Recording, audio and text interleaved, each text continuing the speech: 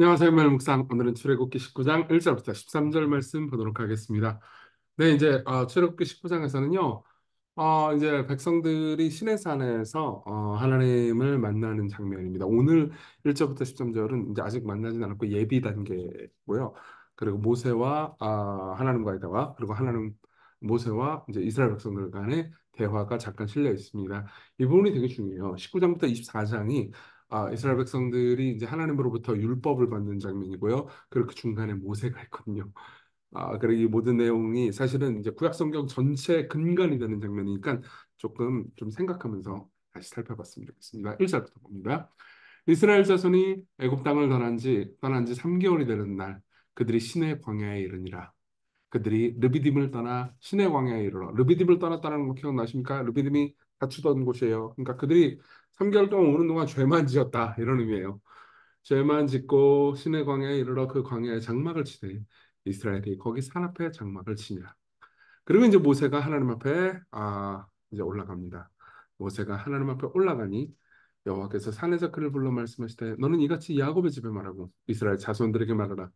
내가 애굽 사람에게 어떻게 행하였음과 내가 어떻게 독수리 날개로 너를 업어 내게로 인도하였음을 너희가 보았느니라. 왜 하필 독수리일까요? 독수리는 맹금류죠. 그러니까 굉장히 무시무시하고 그리고 사실 잘못하면 해칠 수 있는 존재입니다. 그러니까 강하다는 거죠. 근데 또 동시에 이 강한 힘이 무언가를 졸보고 있으면 굉장히 이 뭐라고 할까 든든하죠. 하나님은 그런 분이에요. 하나님은 그러니까 정말로 강한 분입니다. 독수리 타이하고 비교할 수 없죠. 전능한 그분이요. 백성들을 돌보니까 너무 좋은 거죠. 그러나 그분은 위험합니다. 무슨 말이냐면요. 함부로 할 수 있는 분이 아니에요. 나쁜 분이라는 의미가 아닙니다. 거대한 분이라는 겁니다. 내가 어떻게 독수리 날개로 너희를 업어 내게로 인도하였음을 너희가 보았느니라. 그러니까 하나님 인도하셨어요. 예. 그리고 세계가 다 내게 속하였느니 너희가 내 말을 다 잘 듣고 내 언약을 지키면 너희는 모든 민족 중에서 내 소유가 되겠다. 자 보세요. 여기서 이제 하나 생각해야 되는 게 있습니다. 많은 사람들이 이 부분만 보고 오해를 해요. 여기 보면 조건절 아닙니까? 조건절. 너희가 내 말을 잘 들어야 하나님께서 이 우리를 사랑하신다는 얘기잖아요. 말씀 잘 듣고 율법 잘 지키고 언약을 잘 지켜야 하나님께서 우리를 사랑하신다는 거 아닌가요? 라고 생각하기 쉽습니다. 아니에요. 이미 그 율법을 지키기 전에도 독수리 날개로 인도해 주셨죠. 예. 그러니까 관계가 생기는 건 율법을 지켜서가 아닙니다. 그러나 이제 관계가 생겼어요. 그럼 그 다음 율법을 지켜야 어떤 일이 벌어집니까? 관계가 깊어집니다. 생각해보세요. 관계가 생겼어요. 그러면 둘이 지켜야 될 법이 많겠죠? 그러니까 연락 매일 조금 지켜야죠. 그렇죠. 교제를 시작했어요. 혹은 부부가 됐습니다. 그러면 부부끼리 지켜야 되는 것들이 꽤 많을 거 아니에요. 그렇죠? 가족도 마찬가지고요. 여러분들이 뭐 어떤 관계를 맺든 간에 호의로 시작한 관계를 하더라도 그 관계가 깊어지려면 상대를 이해해야 합니다. 그래서 어떻게 돼요? 너희는 이렇게 잘 율법을 지키면 모든 민족 중에서 내 소유가 되겠고 여기 소유라고 번역된 단어 있잖아요. 이 단어는 번역이 안타깝습니다. 보물이라고 번역해야 돼요. 네. 하나님의 그냥 소유 정도가 아니고 보물입니다. 너무 귀한 보물이고 그리고 이 보물은 왕만이 가지고 있는 보물을 가리키는 단어입니다. 너희가 내게 대하여 제사장 나라가 되며 거룩한 백성이 되리라. 너희는 이 말을 이스라엘 자손에게 전할지니라. 이렇게 이야기를 합니다. 제사장 나라가 되고 세상을 섬기고 돌보는 나라가 됩니다. 그리고 구별된 백성이 되는 거죠. 당시에 이스라엘 외 다른 국가들 같은 경우에는 윤리적으로 도덕적으로 착한 국가들이 많았습니다. 그러나 이제 약한 자들과 남녀 모두 차별이 없고 서로 사랑하고 서로를 섬기는 그런 위대한 나라가 될 겁니다. 나중에 우리가 십계명을 좀 볼 건데요. 십계명도 그런 정신이 잘 반영돼 있죠. 모세가 내려와서 백성들의 장로를 불러 여호와께서 자기에게 명령하신 모든 말씀을 그들 앞에 진술합니다. 그러니까 모세는 어떻게 해요? 산에서 내려와 가지고 이스라엘 백성들에게 하나님의 말씀을 전해주죠. 그러면 백성은 뭐라고 대답해요? 8절 백성이 일제히 응답하여 이르되 여호와께서 명령하신 대로 우리가 다 행하리이다. 예. 순종 잘할게요. 물론 이제 우리는 알고 있죠. 앞으로 안 할 거라는 것. 예, 그럴 겁니다. 그러나 어쨌든 지금 이렇게 순종을 하겠습니다. 대답하니까 모세가 백성의 말을 여호와께 전하네. 자 보세요. 어떤 일이 일어나죠? 모세는 중보자죠. 하나님으로부터 말씀을 받아가지고 백성들에게 가르쳐주고 그리고 백성들로부터 말을 듣고 하나님께 말씀을 합니다. 중간에 있는 존재예요. 자, 그래서요. 여호와께서 모세에게 이르시되 내가 빽빽한 구름 가운데서 내게 임함은 내가 너와 말하는 것을 백성들이 듣게 하며 또한 너희를 영영히 믿게 하려 함이라. 모세가 백성들의 말을 여호와께 아뢰었으므로 여호와께서 모세에게 이르시되 너는 백성에게로 가서 오늘과 내일 그들을 성결하게 하여 그들에게 옷을 빨게 하고. 자, 이제 하나님께서 시내산 가운데 나타나셔서 이제 백성들이 먼발치긴 하지만 이제 하나님을 볼 겁니다. 근데 그 전에 그들은 자기 자신을 성결하게 해야 돼요. 깨끗하게 해야 됩니다.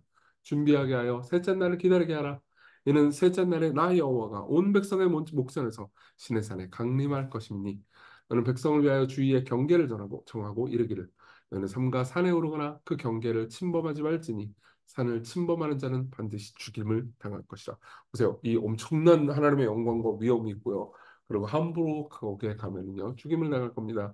그런 자에게는 손을 대지 말고 돌로 쳐 죽이거나 화살로 쏘아 죽여야 하리니 짐승이나 사람을 막론하고 살아남지 못하리라 하고 나팔을 길게 불거든 산 앞에 이를 것이니라 하라. 네. 여기 보면 이제 하나님이 위대한 분이고 그리고 가까이 할 수 없는 존재입니다. 많은 사람들은 이렇게 생각합니다. 아니 하나님 사랑해야 되잖아요. 왜 이렇죠? 라고 생각하기 쉽습니다. 여러분 보세요. 태양을 가까이 하는 게 좋을까요? 자 보세요. 태양이 없으면 우리는 어떻게 되죠? 죽습니다. 태양을 가까이 가면 어떻게 되죠? 죽습니다. 하나님도 마찬가지입니다. 우리는 하나님을 함부로 할 수 없습니다.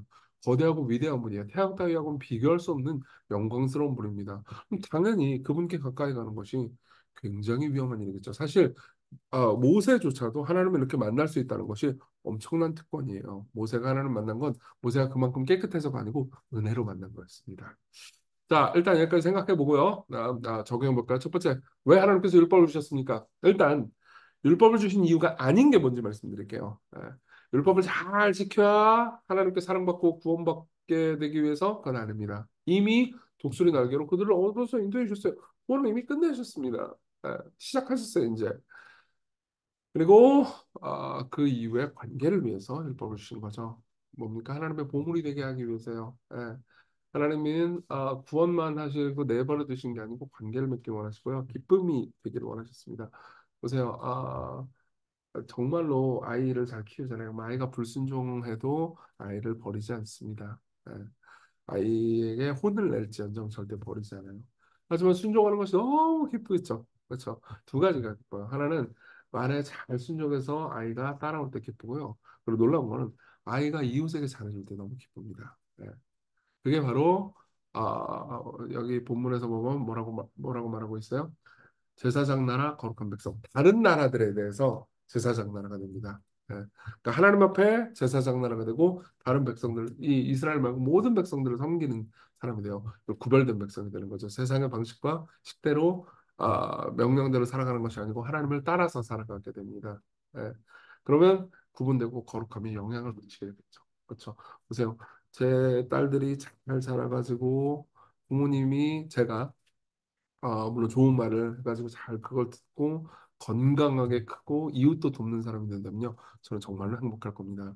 물론 제 딸이 그렇게 하지 않더라도 저는 제 딸을 사랑합니다. 그렇지만 그렇게 되면요. 너무너무 기쁜 보물이 될 겁니다. 예, 마찬가지예요. 여러분들이 하나님 앞에 그렇게 되기를 하나님께서 간절히 원하고 계세요. 그래서 이것은 베드로전서 2장 9절에도요.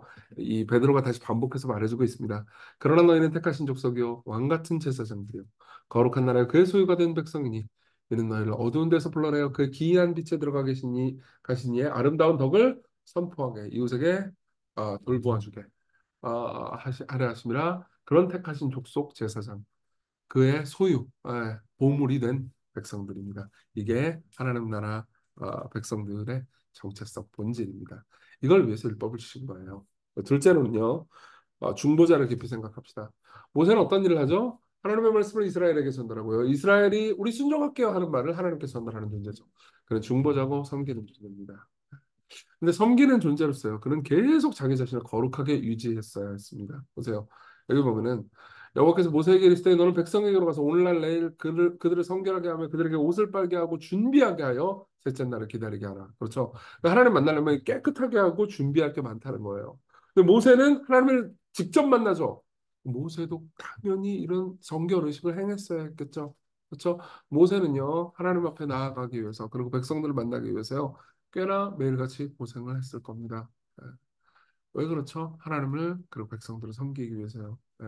그리고 무엇보다 중보자는 힘들어요. 여러분 그 싸우는 두 대상을 왔다 갔다 하면서 이렇게 좀 서로의 입장을 이해할 수 있도록 노력하고 뭐 그런 거 해본 적 있으세요? 아우 그거 진짜 박사입니다. 목사가 되면 그런 거 좀 해야 될 일이 있는데요. 이쪽에서 이렇게 얘기하면 목사님이 제 표현 만들어요. 그리고 저쪽에서 이렇게 하면 목사님 제 표현 만들어요. 그러면서 이제 왔다 갔다 그게 쉽지가 않아요. 예.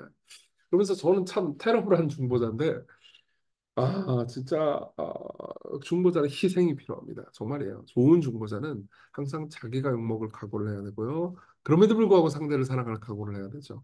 자, 이 모세는요 계속해서 하나님과 인간 사이의 중보자가 되었습니다. 그러나 이 모세는요 완벽한 중보자가 아니었어요. 본인도 죄인이었으니까요. 더 위대한 중보자가 있습니다. 예.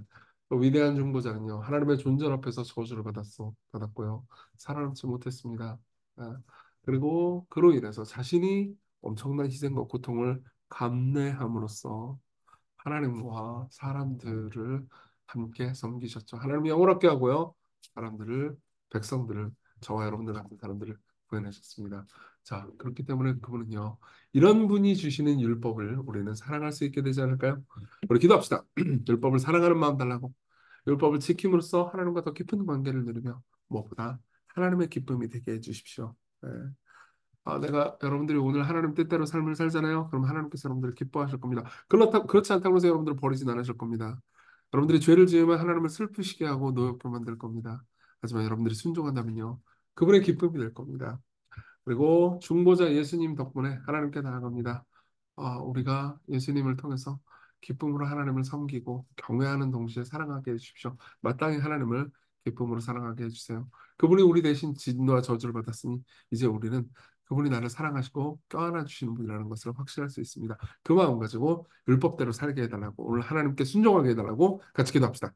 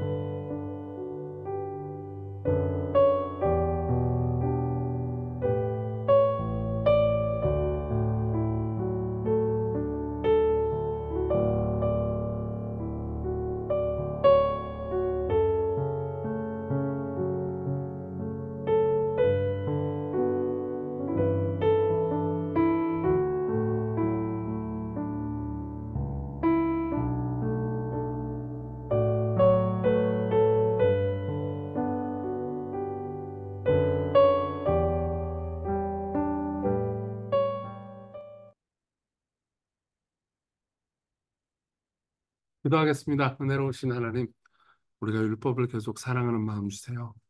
율법을 지킴으로써 하나님을 더 사랑하고 하나님의 기쁨이 되는 오늘 되게 해주세요. 예수님 이름으로 기도했습니다. 아멘. 네, 하나님의 은혜 안에서 오늘 기쁜 하루 되세요.